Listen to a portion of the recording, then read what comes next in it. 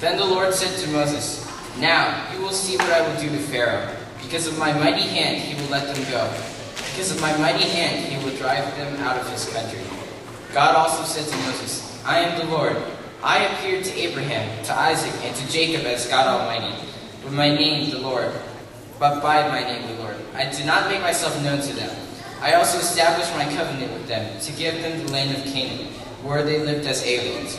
Moreover, I heard the groaning of the Israelites, whom the Egyptians are enslaving, and I have remembered my covenant.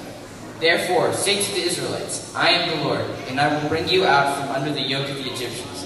I will free you from being slaves to them, and I will redeem you with an outstretched arm and with mighty acts of judgment. I will take you as my own people, and I will be your God. Then you will know that I am the Lord your God, who brought you out from under the yoke of the Egyptians. And I will bring you to the land I swore with uplifted hand to give to Abraham, to Isaac, and to Jacob. I will give it to you as a possession. I am the Lord."